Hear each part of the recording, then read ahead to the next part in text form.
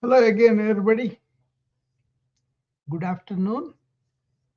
And I was inspired by a thought came up to me of how that age-old practice of truth seeking is flourishing in the world. You know, do we really pursue the truth? Is the truth revealed to us, or do we adjust to whatever is convenient for us? Um, So when you compare what happened in the previous years and now, we should say that a lot of fake news, a lot of untruths are spreading around. So that's one thing. But I'm talking about find out the fundamental, essential things about life. What is really the truth? Is the truth revealed in somebody else's propaganda? And like a marketing or uh, do we go after that till it really feels in our bone, yeah, this is the truth in life, right? So there was a book that I read sometimes. This is called uh, 40 Principles of Reality by Ramana Maharshi. And couple of people in that place, so they were kind of translating them, that 40 poems really. They were translating that into English, right? I thought it was one of the very profound books ever published, and to understand that also requires a lot of um, patience, a lot of work, right? So they were struggling to name that book. What should we do? And Ramana Maharshi walks in and he says, "Truth revealed." And there, the truth is more like a uh, what is they call the universal consciousness coming through everybody, uh, like our we, our human beings and living beings and all that.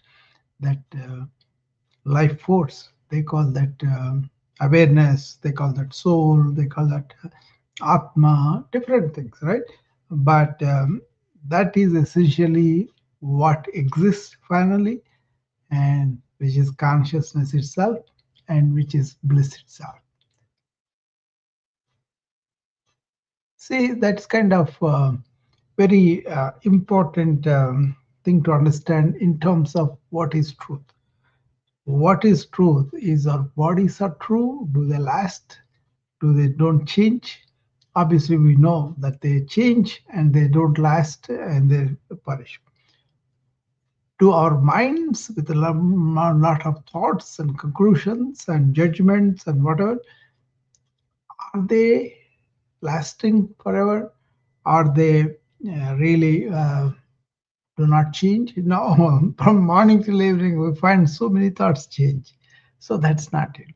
Then what is it in the in our us that is really relevant and changeless and never really fading away? Is that is the truth, right? Now, so many people don't get the opportunity to engage in such a deep inquiry, or really sitting down and then going through a lot of philosophies, a lot of conclusions, and want to find the truth. But there will be some where this is really burning question, and they don't want to settle down to anything just because that is convenient for them, or just because that is something that they can live with, or it is advantageous for them, right? So there's a lot of self investigation, self study we need to do before we really come upon the truth, right? But when the truth itself is invigorating, very powerful, and really helps us in so many ways, giving us clarity, giving us direction, giving us meaning and purpose for life and all that. So there are people who engage in this truth seeking and really embark on that field. They call that Satya sadhana in ancient times. And there are people just dedicated just to that. Their entire life is about that. And they lived in history quite long, and then they defined a lot of directions for the human tribe, right? So this is a very important point. Now, how do you go about it? Is what is fact and truth in my life? What is going on in my mind? Uh, where do I compromise and stop? Or do I compromise according to the circumstances? All these things come. But out of that, you would have investigated a lot of very difficult pathways and have to undergo a lot of psychological resolve and psychological adjustment to the truth, not according to the convenience, but according to what is in front of you is the truth, right? So this is not like a simple task for many people, but the ones who are engaged on that will not compromise for anything but the truth. And that kind of cleans up our hearts and our minds, and then really makes us humble and submissive and surrender. And that, out of that, very balanced life, very uh, invigorated life from within, right? So that has the power of the truth. And to keep up that, we will be tested. We'll be sent through a lot of uh, difficulties, so-called difficulties, but all result in really embarking on the perfect truth, and that's where it is. I saw this particularly in India about Gandhi. He was always talking about the truth, and his idol was a king named Harishchandra that he lived several centuries ago. But he made a name. No matter how difficult situations have come, he becomes from emperor to the morgue worker. Okay, but he doesn't leave the truth. If he says something, he promises something, he wants to do it. So he's so wedded to the truth, that always saying the truth, always saying very, very adamant about that, right? And then he was rewarded. After that, he is with the name that goes on even now. He says, the people even now says, "Do you want to speak truth like Harishchandra?" So sometimes they kind of ironical. They do it in a in a way that you are making fun of you, mocking of you, like that. But that is very, very relevant. And much of the uh, social ills and social thing are about leaders who are truthful. And but now, see, if you look at around, the truth seeking is being adjusted to according to convenience, which is like kind of we are not evolving as human beings, but we are kind of going back. At least that feels so to me. Um, so this is a very special topic. A lot of people may not find it practical. For those, the practical is getting things done their way. So that's not really something that we want to um, really care about. But personally, I find that this seeking for what is true in life really leads us to investigate things, not compromising, not adjusting or changing according to weather, but really staying put gives you enormous resolve within us. Okay, and then enormous respect for ourselves, because we're standing something right, something truthful, something long lasting, and also above all, it is benefiting everybody, right? So just understanding the term itself kind of puts us in a pathway in our life, no matter what the circumstances are. uh, it comes from the strength from within, which is the true strength, because we can lose body parts, we can lose some of the mind and all that, but this kind of principled living gives us a lot of respect and a lot of self-respect, a lot of confidence, and also uh, really feeling like, not egotistically, but feeling like I am on the side of the truth. That is enormous strength, I think. You know, um, so some people may lose in the process, but the material things, but inwardly they are psychologically independent, and they are resolved in giving, and they are, you, most of the time they are very kind and compassionate people.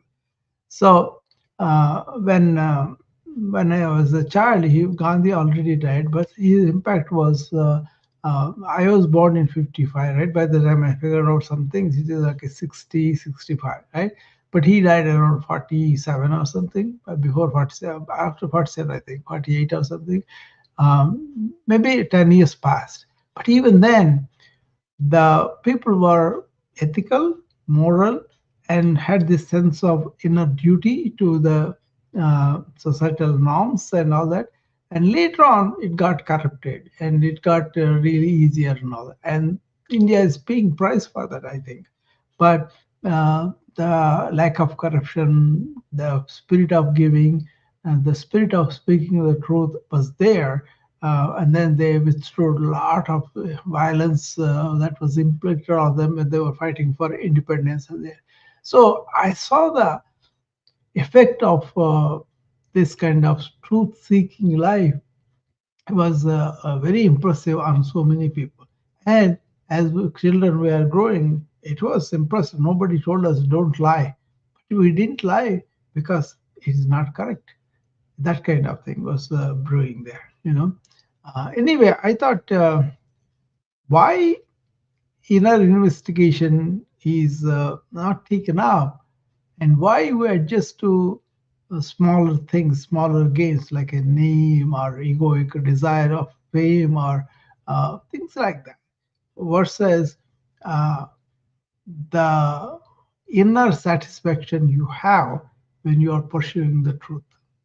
Okay?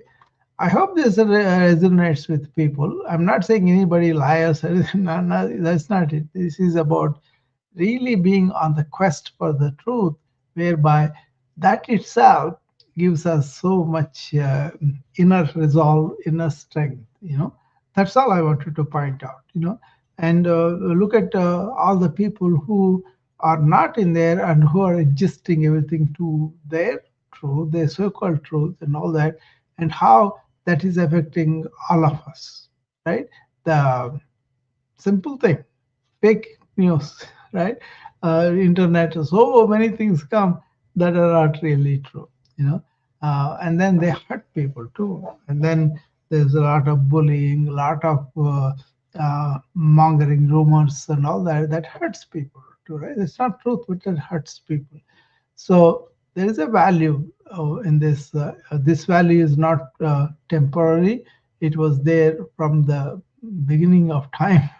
So revisiting back that kind of things are really important. I talk about yoga, and in the yoga, there are 8 steps really to reach the epitome of yoga, which is samadhi, where it is a thoughtless, silent, invigorated state that you could be. You are alert, awake, but you are not having a lot of unnecessary thoughts and all that. Your mind is really aware and in the present and very effective. To reach that state, to be in that for some time, people have to first go through the moral, ethical things. The first is called yama. In that yama, how you want to be with the society, and there are five principles there. The one principle, first thing is non-violence, and second thing is this truth, and therefore non-stealing, non-accumulation, and celibacy. Those comprise all the five. That's the first step. How you want to be with the society, right? And Gandhi followed only the first two: non-violence and truth, and that really got him victory in life, and also victory for the India and all that too. So he wanted to do a non-violent movement against the tyrannies of the dictator, and then wanted to uh, win the independence without he himself getting corrupted. He doesn't want any position. He did not take any position after all. So he was like a lot of people puzzled about, oh, who is he? He said, I'm a simple man. I'm in pursuit of the truth and the reality of God. I'm a spiritual seeker. That's what he said. So many people may come into this world, they want to live well, they want to enjoy some things, but then eventually they get on this truth seeking path, which reveals the secrets of the universe in a way that elevates that human being. Okay, that is the advantage of truth seeking mission. What is truth? Not something somebody wrote in a book, not something somebody said, but by myself can I find out what is truth in life, what is really true in life. Is this physical living, or is this enjoying fluid pleasures, or is this just arguing with some people and then really not being well and then polish it off and all that. But the people who have this inner um, resolve to follow truth, and they also have enormous psychological reserve, and really they are not um, vulnerable to weaknesses. Then only they can pursue till the end, right? And the path can be very hard, but they resolve, and then out of that walking that kind of path, they develop this inner resolve. That is needed these days because people are getting into addictions. People are getting into habits that are not really good for themselves or the society, and then they kind of break apart, and then they cannot really live a productive, rich inner life. I have a friend who used to be very handsome, very much a tall gentleman, but then he kind of fell for drinking, and then he became an alcoholic and destroyed his entire life right in front of my eyes. I've seen that. So I've seen a lot of patients with the drug addiction. Mainly, if we look at them, they are very, very vulnerable inside. They are very, very sad and all that, and they kind of dig deeper and deeper into that. So the investigation of truth and then really finding it out gives you that kind of mental resolve, and that kind of after the truth seeking, after you find it, it leaves you very strong inside. At least that's what I saw. That's why uh, engulfing on this kind of path is really needed in this modern times when instant gratification and fake news and adjusting to whoever is in power, advantages and other, they are not going to really improve our lot, the humanity lot. Okay. So I'm not talking about any politician. All these people are doing like that. So now, you are not in that kind of political life. You are not involved in those corrupt practices of the corporations or multinationals, whatever. But you are a simple life, and then you have that inner strength from knowing what is true, what is right, what is not right, and then really following what is truthful and right, that becomes a very big strength for you. This they call in ancient times dharma. Dharma means not a faith or not anything like that, but what is good for the majority of the living beings. So whatever you do, if it affects the majority of the human beings, animals, plants, and all that, that is the correct way. And then we are supposed to do that accordingly, right? Now, our current crisis is the planet is going to really, we are doubting whether it will survive, and it will remain like that to our children. We are seeing temperatures going through the roof and making very inhabitable lots of areas. And then we are seeing so many floods, so many fires, so many mudslides, and all that in all sorts of the parts of the world. Okay, this is directly ignoring the truth of we are consumers and we are using a lot of things and we produce a lot of pollution, and that's why it is going up. So uh, really facing the truth of the matter, and then working on ourselves, why we are so rampantly consumer oriented, materialistic oriented, and then burning all this stuff, and then proclaiming we are the best lifestyle that we have. So opening the eyes and looking at is the truth.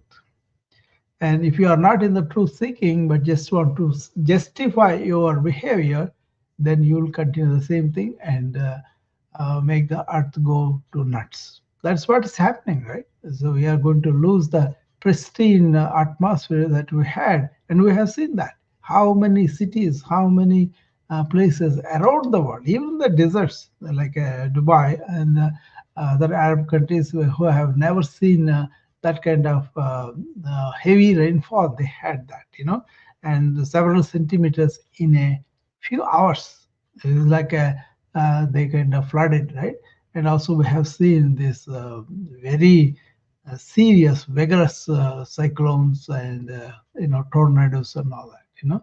So definitely our Earth is fundamental thing is threatened because we don't face um, a truth about ourselves, that we have been contributing to the human activities contributing to the damage of the world's ecology, right? Atmosphere. So in any matter, if you really stop and say, what is truth in this matter? Not according to some propaganda, some people who are really rich are spreading it out, not that, but then what is real truth? That itself is a worthwhile endeavor, I believe. Okay? Does this make sense? Or I just want to bring in the practices that used to be very popular, very respected, and few people are still pursuing that. So I just wanted to bring the topic here and see the value of that. Not only your own inner interior, but also for the outer world too. You know. So anybody has any comments or anything you want to say, you can come up and tell me what do you think about it.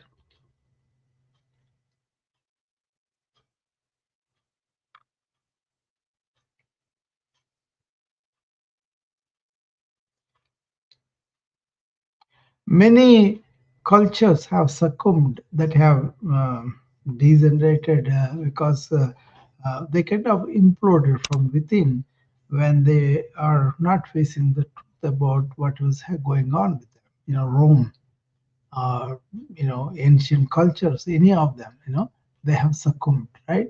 And they have gone down. And we know the history of that.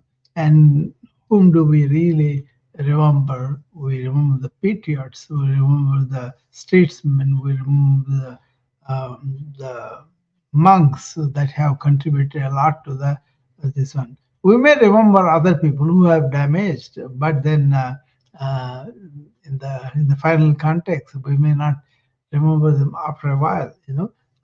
But the people who have followed the path of the truth, I think we always, you know, innate feeling of respect for them, right? And also really want our kids to be truth seekers. We don't want the kids to be lying and then doing a lot of stuff, right? I don't think any parent wants that, you know. So majority of the people want their kids to be truthful, honest, and doing the stuff for the world, but not destroying the world, right?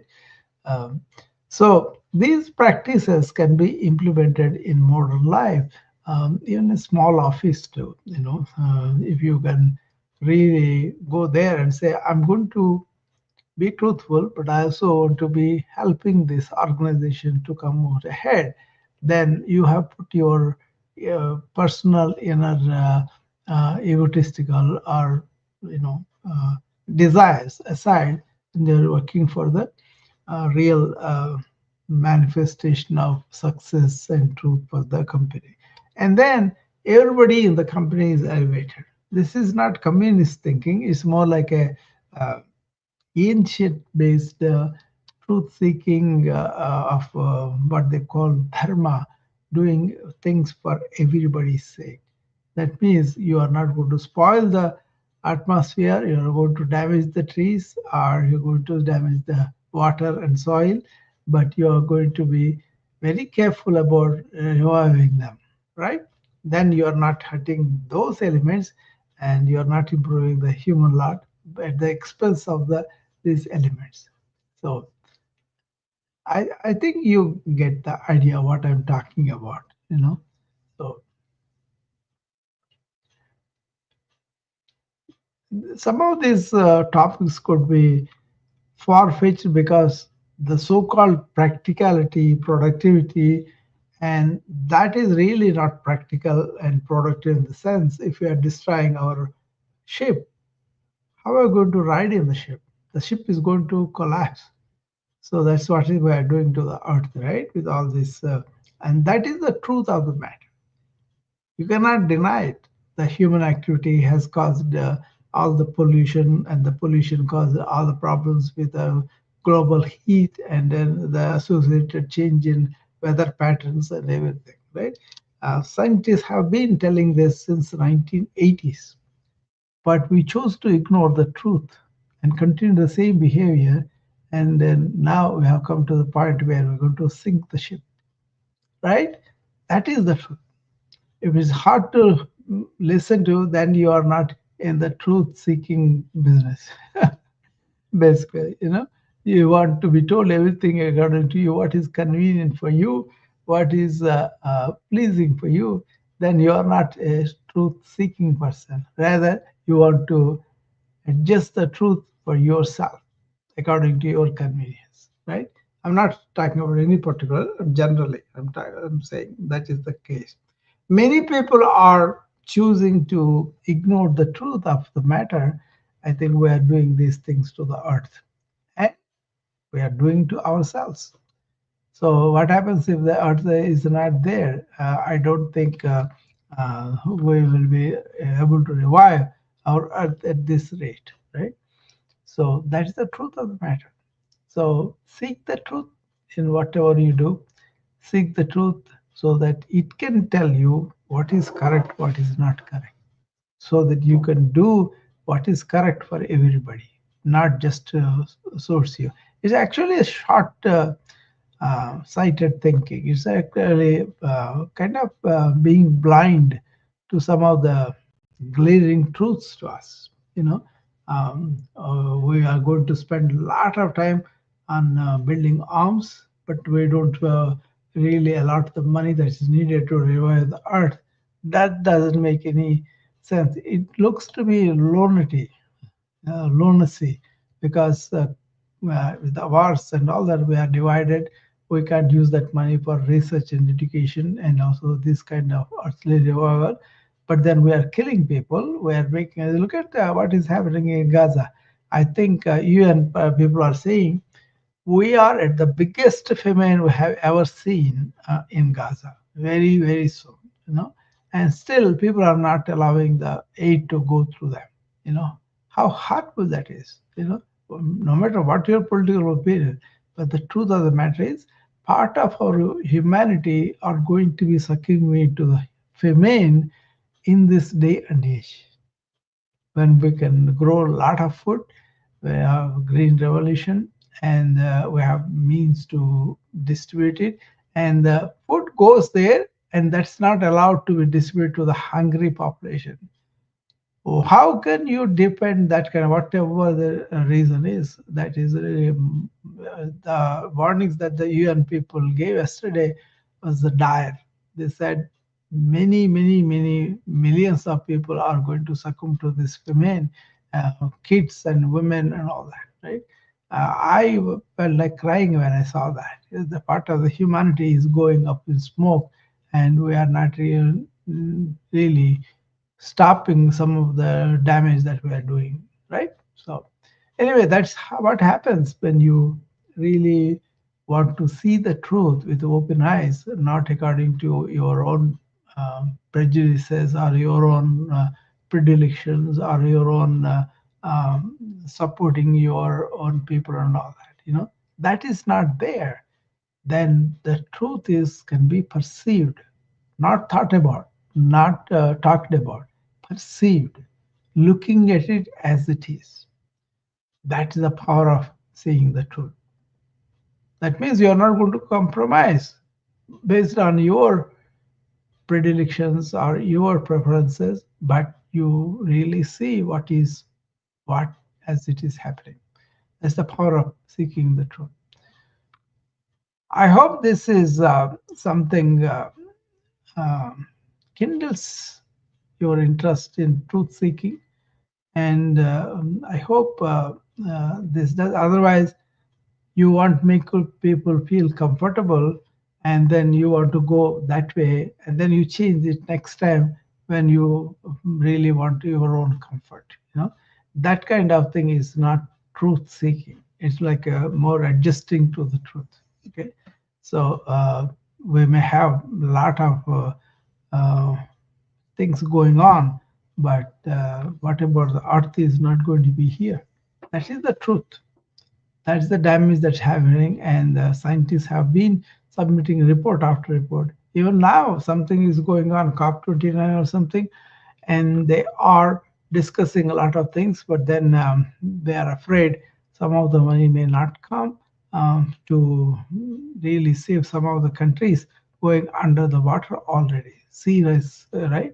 Centigrades, each centigrade is there, and so much of sea is coming, and they are predicting down the line, Florida, California are going to be immersed in water.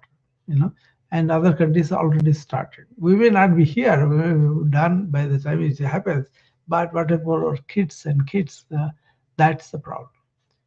So, whatever you do, be on the path of truth seeking, not only gives you strength from inside, but also it really contributes to the, you know, collective good, and that's where we should not compromise that. That's why I feel, but even if you are doing a community, and then in the community they want to please only the people who are so-called authority or so-called roles or whatever they have, then you are not being with the truth. You are trying to cater to the authorities and then let them do the mischief. That's what happens by and large. The big governments or small communities, whatever, or even you're living in a colony, this kind of covering up the truth and adjusting to things as they are comfortable for you, but not really in reality, they are the truth. That's why that book I told you about, 40 Verses on Reality, um, when those true translators are trying to struggle from, I think it's from Tamil or Sanskrit, the book is going to be written into English, right? And they both finished it, and they were struggling. What should we, you know, uh, frame this? And the sage comes and says, truth revealed. And that 40 verses on reality, I think if you have a chance, read them. And that's a very uh, revealing the truth in every aspect of our life. Okay. I think that's going to be very famous down the line. They were predicting, and I agree because it is one of the toughest books to understand. But once you understand, there's nothing like it, you know. So everybody is silent. And did I say something wrong, or did I make any sense? Tell me something about it, you know. Um, so, is there something like a foreign or some old guy saying something, or what? This is a age-old truth that people engaged in truth pursued. They are the ones to really contribute to the change of the society, and we kind of follow them on. But then, even in normal life, if you want inner resolve, inner psychological strength, you got to be on the path of the truth. Okay. Anyway, so maybe I'm blabbering something, I don't know, but I will not change from that angle. For example, I'm the physician, right? And I talk about the truth of the state of healthcare, which is it is much more comfortable just to tell them everything is okay, but that's not so. It is not happening. That's why I call it out. So we are here to help the people to be well and not suffer from the illnesses and all that. So not only we should develop the scientific knowledge of finding out how the diseases are coming out, what can we do, how can we invent new therapies to help people to, all those are important.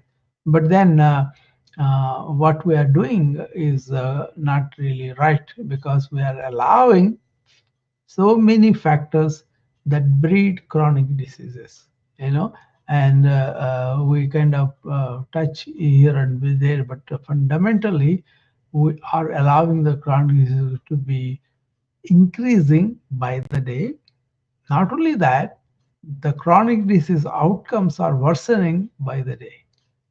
And not only that, the suffering of the people is physical, mental, psychological, and all that is increasing because of the way we allow things in the society happen.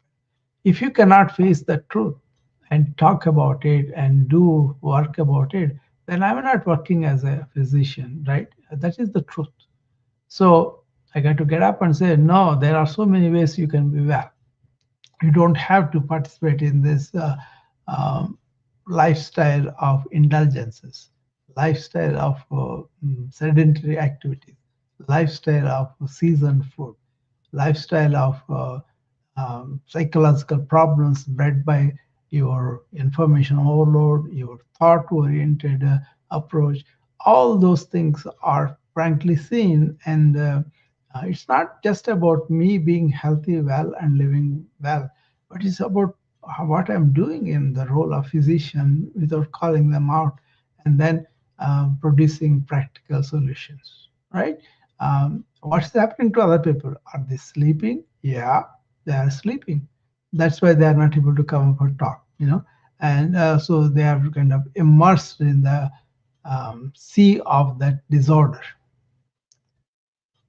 Let the smoking people smoking be enhanced, let the alcohol flow, let the drugs flow, let the lifestyle that produces a lot of psychological strife flow, and then you really don't want to stop polluting our soil, our water, our air, and then you produce a lot of illnesses, and then we may do some dressing cure that and then send them out symptomatic treatment, but not attending to the fundamentals of wellness, which is within us, how you maintain our bodies and all that. That's not there, and then everybody is living because they are talking a little bit and they get to some comfortable comments. That's enough for you.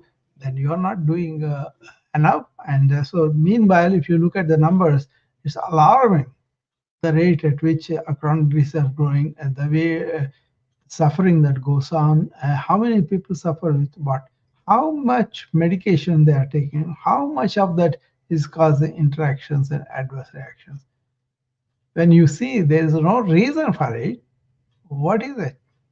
See, that is the apathy. That's lack of looking at the truth. That's why we are allowing these kind of things to go on.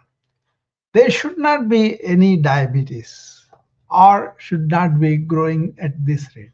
Maybe some people are genetic, maybe we cannot help them, but even then also we can produce insulin and do that. But then the type 2 is something we don't have to allow it to grow like that. From the kids to now, 10-year-old has type 2 diabetes. Can you imagine?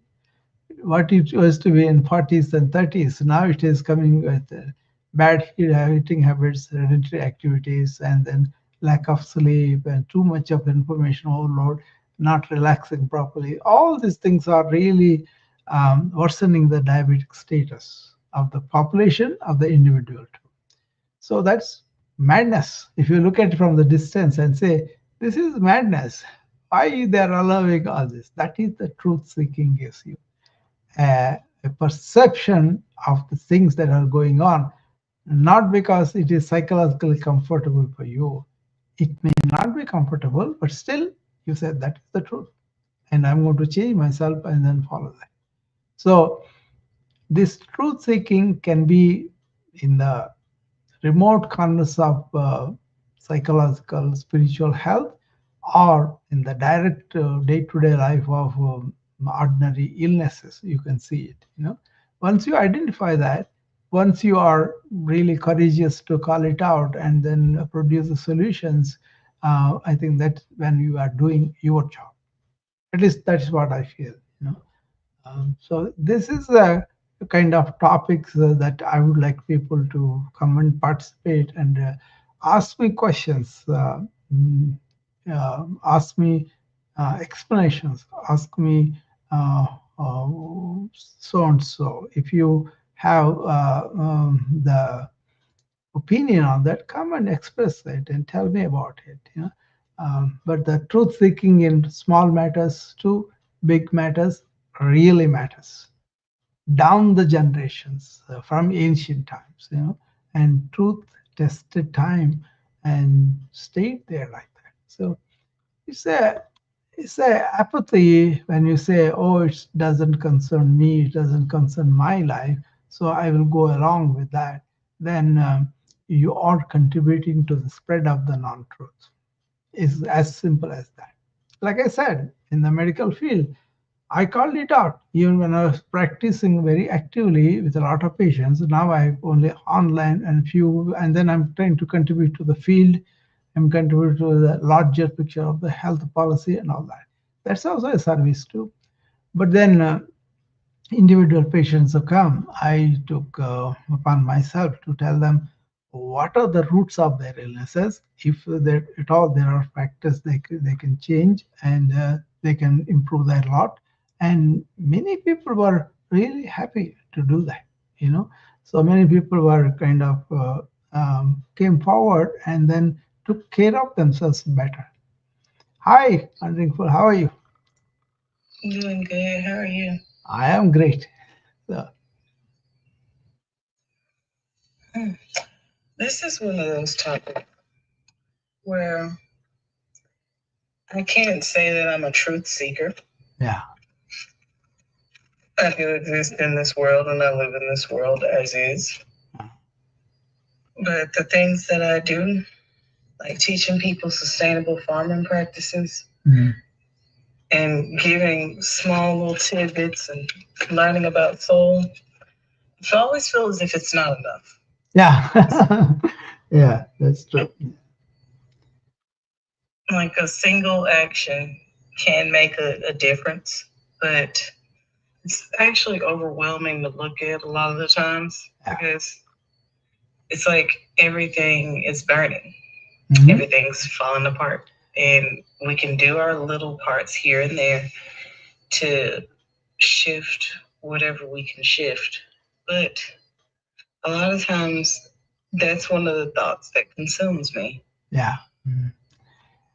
I think you are a truth seeker. Otherwise, you would not have found out a lot of things. You know, you may say that you are not a truth seeker, but you are probing, you are going after things, you are finding out, and you are studying and all that, right? That itself is truth seeking. Wonderful. Hmm. Yeah, if you don't have any questions, would you have learned so much? I'm just listening in, and one of my questions is, Hmm. how do you balance the the thoughts of I think seeking that truth? balancing is the word that landed us in this trouble. That means you want to drill, baby, drill when the earth is cannot take it, and you want to balance that with not drilling. No drilling is the truth. That is what we need. Drill baby drill is false because it is not going to contribute to the general good.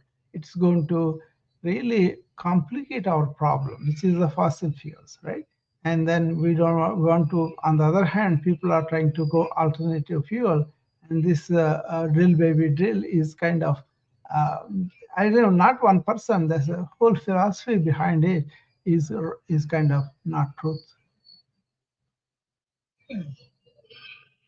I'm not going to be So, afraid because some people are going to upset. But the truth seeking is really seeing what it is and then calling it what it is. okay, one Right? more question. Mm. How do you handle the backlash? Because you know how Yeah. sometimes Yeah. you'll call something out Yeah. and then you get hit over the head for it. Yeah. Yeah. That will be there all the time, right? That's where the truth seeking has this enormous strength, right? That gives you from that because you are going to be truthful to the truth and you say that. And in the process, you may be attacked, you may be belittled, you may do all that. But that courage comes from within because you are standing by the truth. Hmm. I never back down. I always talked to my mind and told people, and I don't know, unseen forces. There are so many people came back to support me. So that was also there. Okay. Also, when we look at the thoughts Mm. and the analysis paralysis, Yeah. Yeah. Go ahead. because I'm trying to seek the truth in what I see and Yeah. make sure I'm not just stuck in my own ego, Yeah. and I'll end up on a loop. Like, is this ego or is this truth? Yeah. Yeah. See, anything objective is not you. The thoughts happening and coming in, that is like an object coming at you, right? That is something. Some people can look at it and let it go. Some people look at it and they succumb to it. The force, the stream of that, why it is a paralysis is it kind of takes on a loop and on the treadmill life. You are on the hedonic treadmill all the time walking, but never going anywhere. So that's where the paralysis they're talking about. But if you can really still the thoughts, the insight that is coming from outside the thought is very powerful. And that is the one, the insight that you have that you can use, but not this perpetual thought. It kind of exhausts you, it kind of takes you away, and then you are not going to be useful for anything. So that's why there's so much power when you make thought more like your servant. You can direct it in the way you want it rather than it is making you caught in a web and paralyzed. So there is a deep complete difference between thoughts and thoughtless awareness. When we are perceptive with awareness, you can see things as they are, not according to what you or memory says or what your projecting imagination says. Rather, stopping the thought movement and then paying attention to something with your perception, and that becomes such a telling thing, showing in its true culture, true colors, and then you can act on that from perception, not from thought. Thought is always dead usually. Actually, that's a very blissful condition to be thoughtless awareness. Actually, that is a choiceless awareness. That means by itself the awareness is there, but we bring in the thought and spoil the pristine nature of the awareness.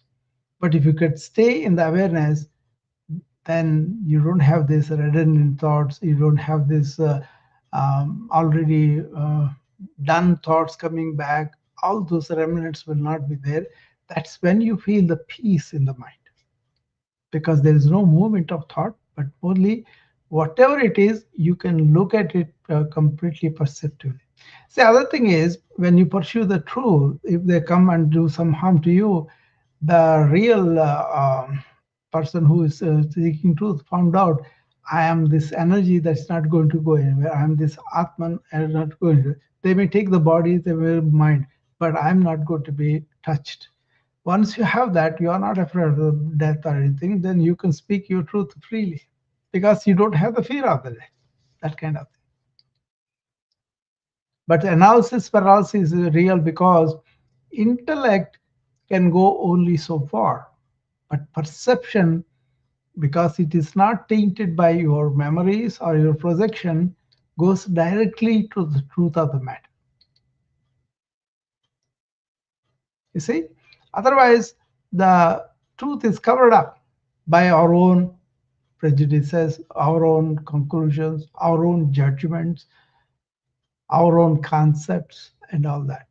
But when you are perceiving something for what it is, there lies the truth of the matter, of that particular thing. So, thinking is one thing, beyond thinking is something different completely. That is where the ancients showed what is beyond thinking.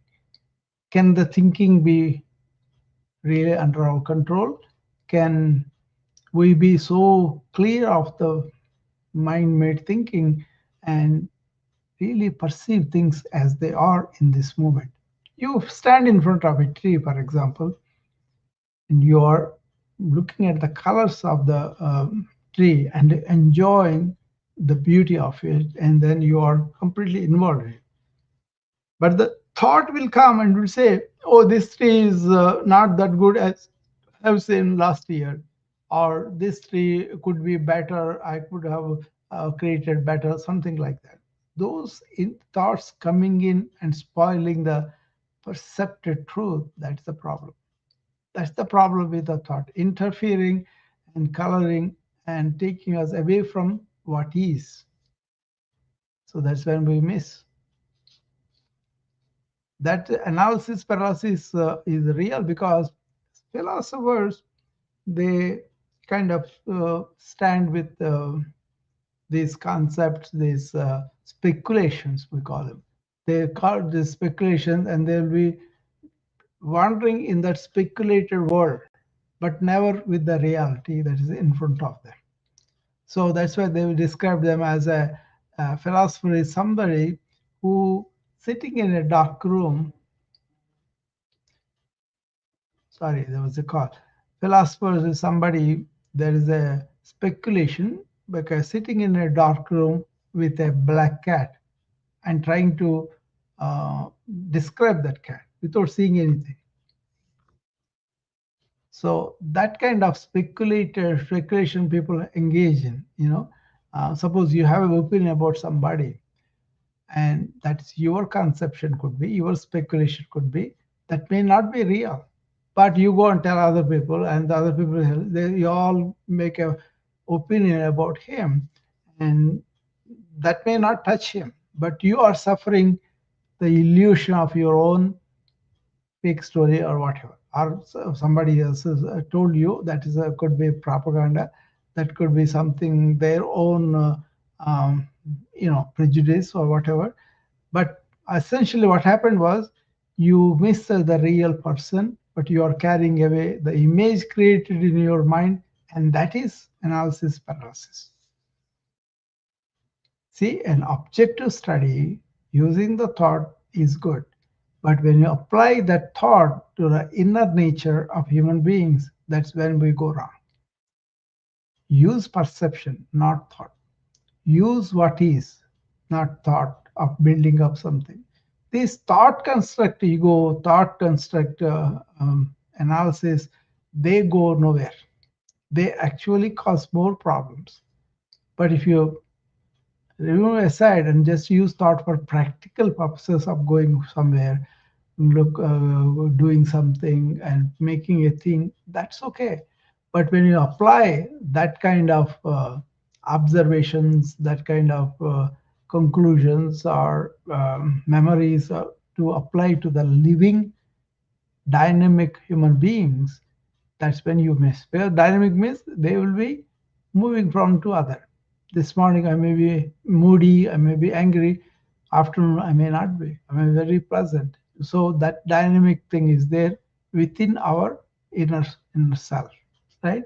You miss that when you are stuck with your image. So this is very important in relationships because many of the time we kind of see a person, we kind of develop a image about them, and then we start to relate with that image, not realizing that person is not that image anymore. So next time you see, the person may have changed for better or worse, but then you are stuck with your own image about that person. Then the person displays his true color. If you see it, you may be disappointed, or you may miss it completely because you are stuck in your own image. So if I see my wife, I think we are married for 30 years now, right? And then I form an image about her behavior, her words, and all of that. Then I will be keeping a false image about her because when the real living thing is in front of me, so I want to relate to the living person, living human being, and that is constantly evolving, constantly changing. And also, we are doing an injustice to the real person when you are carrying an image and relating through that.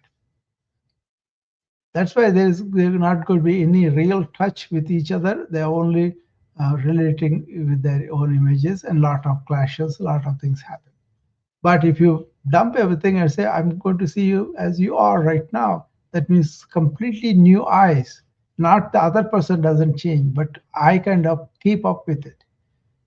Then, so all the superficial things of ego, superficial of thought construct, ego, personality, they change. Don't worry about them. What is important is the truth of that person is that inner being. That doesn't change.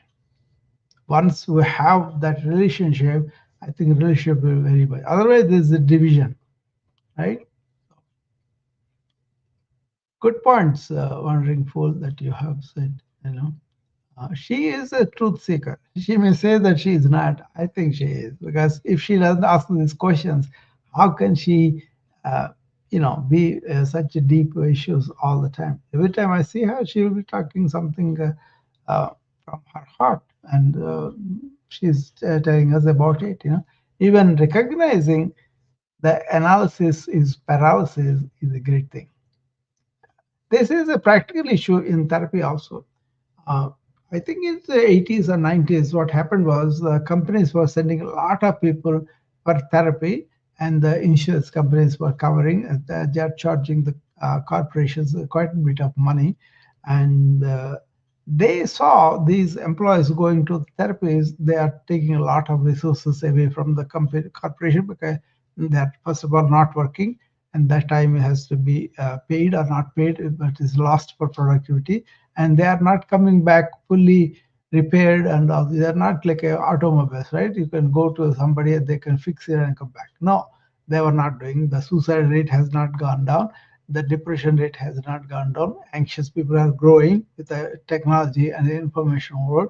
So companies got fed up, and then they kind of really took the issue with the psychological associations, and then what they did was they cut down on the therapies, and then they started to give more medications. And they called the psychiatry units behavioral med units. So we're going to see the behavior, we're going to give medication, and that medication should change your behavior.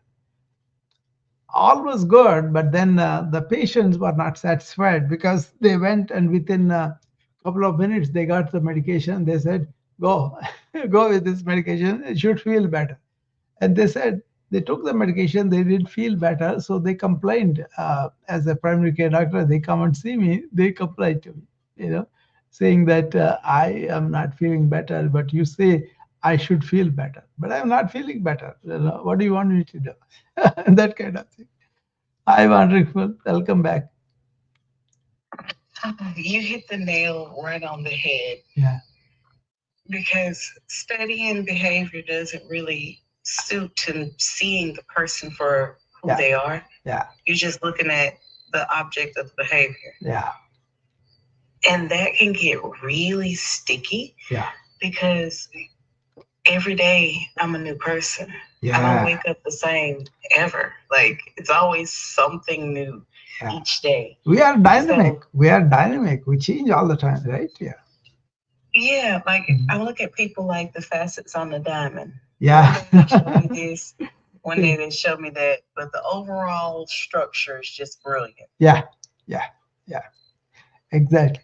You see, when you touch the being in you, I touch devoid of your personality, devoid of your color, devoid of your socioeconomic state, because you are a human being. That is Yeah. that is always pristine and dynamic and all that, you know. But that may change its opinion, that may change its knowledge, that may change its life experience according to what is going on. You got to see that person evolved already. But I'm holding on to your past image, then I'm not in touch with you, what you are right now. Yeah. That's like the first point of living in the present that Yeah, I started to practice exactly. because I work as a waitress Mm, and I meet people all the time, but I mm, have regulars that I see mm. once a week, Ah, sometimes twice a week. mm. And they come and sit with me for conversations. They want to know, they want somebody to really acknowledge them. Yeah. I have widows, I have people that don't have anybody around them, but Mm. it's 3 a.m. Yeah. and they want to talk Yeah. over a cup of coffee. And majority of the time, I'm listening. Yeah.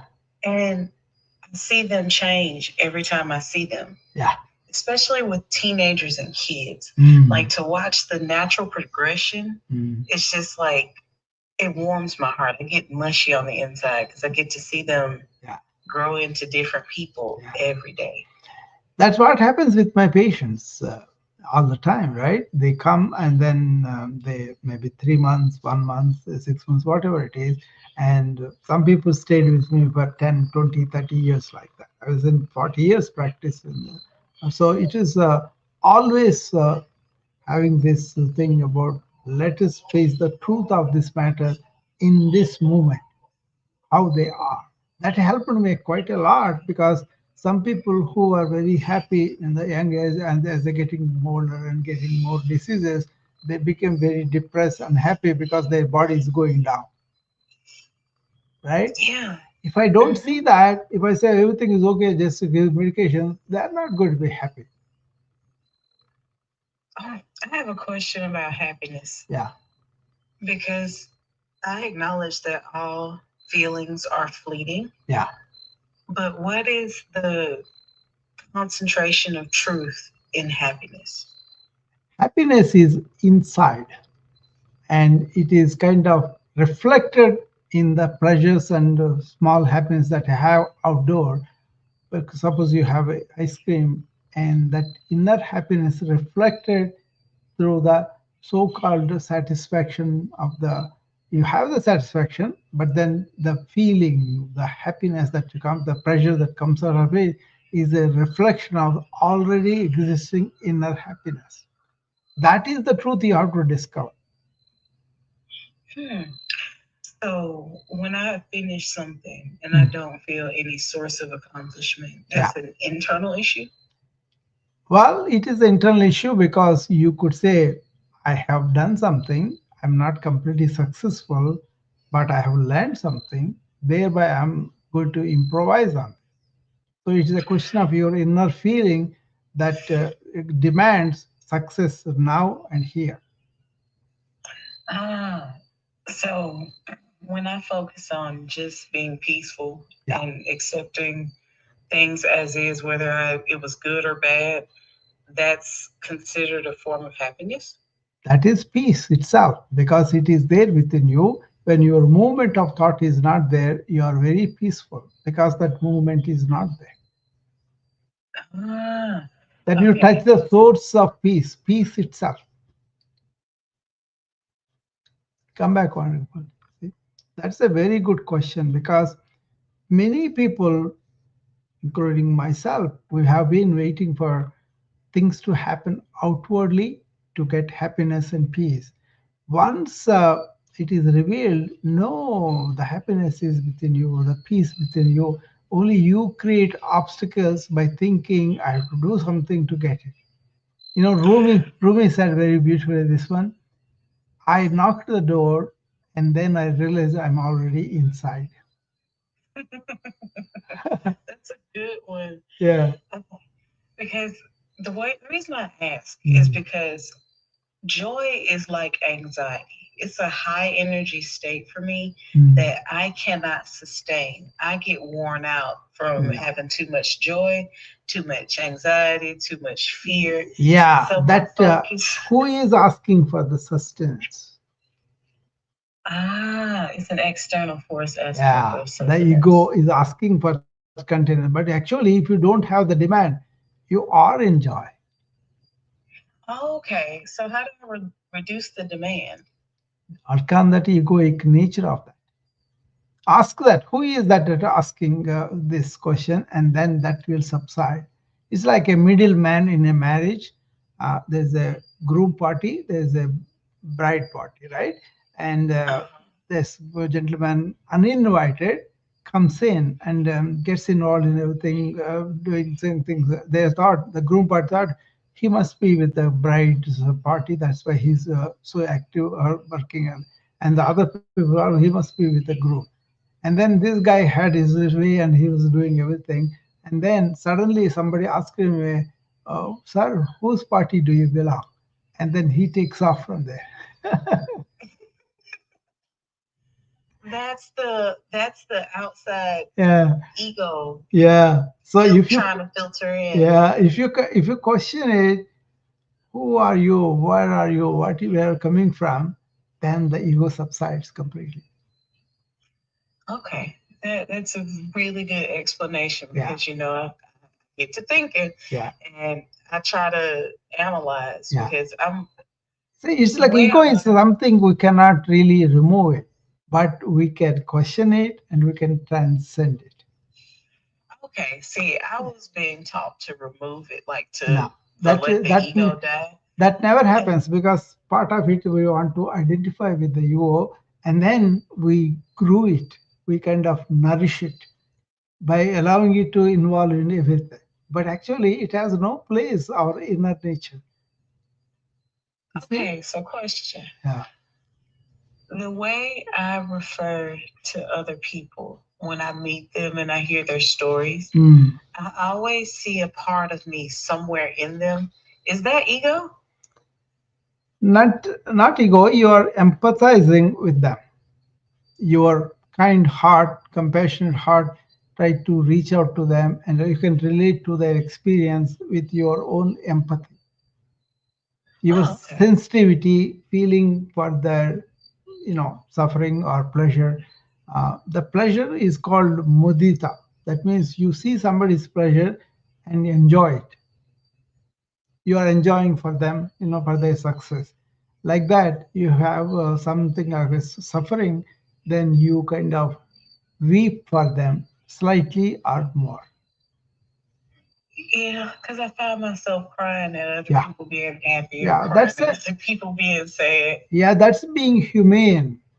That's being allowing our loving, caring, compassionate part come out. Okay. Because as I do, I'm Yeah, analyzing the idea that maybe it's a part of me yeah. that wants to identify with the ego Mm. because that was just the train of thought. And I was like, wait, then Yeah. why do I actually care? Ego doesn't identify. Ego identifies. Non-ego doesn't identify. Okay. Right? You see somebody, and from your heart, you are feeling, that means you are not in ego, you are in your heartfelt self. Okay. Thank you for that, because that just cleared up a lot. Yeah. Actually, heart is the spirituality, is the initiation for us, and then mind springs out of that for the sake of leading our body, doing practical things and all that. That's like a shadow of us coming out. But then we identify with the shadow, not with our real self. That's where we are lost to the ego. Okay. Because I tend to kind of put, Come back, my lord.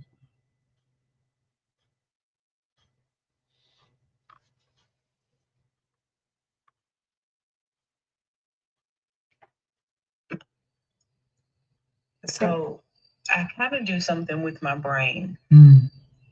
at work. I just put the intention of, um, how do I describe it? I put the intention of it's going to be a great day. Mm. Some you. Yeah. You see, And instead of that, look at this way. Whatever comes my way, I'm going to perceive and act according to that with my intelligence. hmm, okay. Then the Because intelligence, you see, remember I told you about J. Krishnamurti? He talks mhm, about awakening of this intelligence that is devoid of ego, but full of compassion, full of love, full of consideration for other people and all that. So you're a server, right? You are kind of, you really, in India they call server because they serve the food. And the people who are serving the food kind of look at there very, very respectfully because they are feeding us. They are not hmm, subservient to us. They are kind of aiding my life to sustain by eating this food. You may be yeah, paid for that, but still you are serving with the intention of I'm feeding this life, right? In that, that carries a lot of weight. yeah, I feel it. Mm. And it's my brain, I put my brain in meditation mode, like the sleep mode, Mm. where I'm not really acting off of mental. Yeah, I just go off of the feeling. And it gets really heavy yeah, when I see tragedy in people, yeah, and I tire myself out. yeah. That is the difference, mindful. Listen carefully to this, what I'm going to say. You are trying to be in thought and then carry that weight with you. On the other Hmm. hand, if you are in a awareness of meditation, meditative awareness, then you are thoughtless state and it doesn't have any weight at all. Hmm. Very, very important thing because this is what is happening with a lot of people. They think they are intelligent if they think a lot and they don't have control of that. And that becomes too much weight. Actually, enlightening is enlightening the mind. What is enlightening is really realizing the truth about ourselves, our inner being. Once you have the knowledge that is lighted, you have the light, you can, so suddenly spark is come, right? On the other hand, you can lighten the load of the mind by not engaging the mind in these kind of things. Hmm.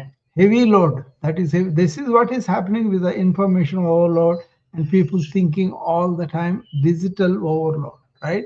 That is something you don't want to. And also this continuous mental chatter that is making people really feel like they are burned out because they are carrying all that, no relief from that. So what I say is, don't think a lot, but be aware of the situation. Be in the present moment awareness and do everything through that.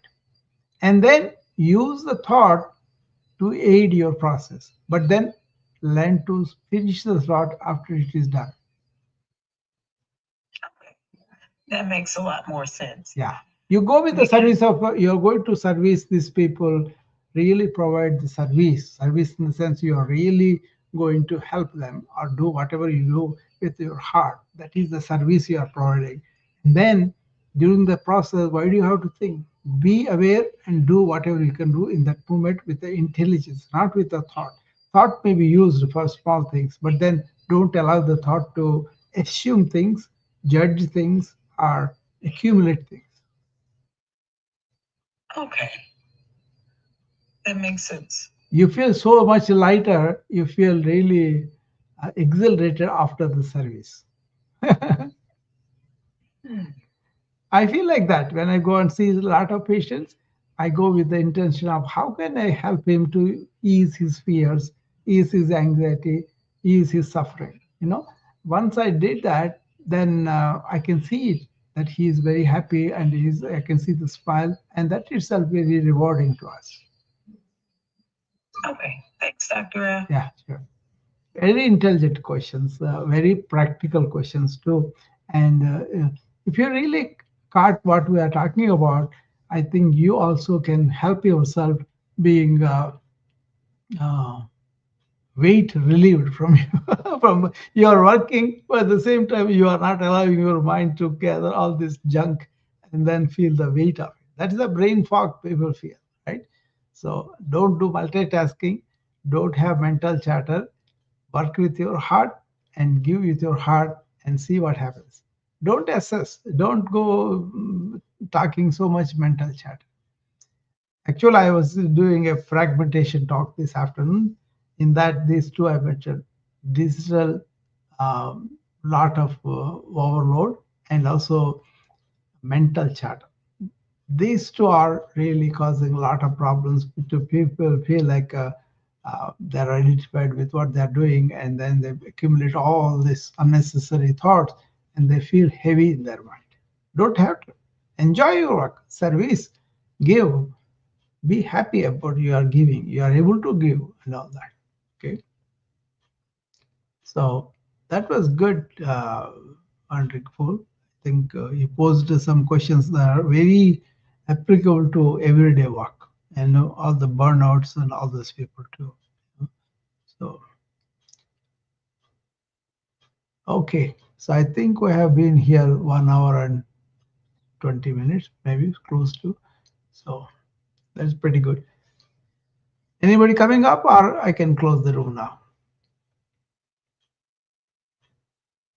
Okay. All right. I will see you again later. Thank you for coming here.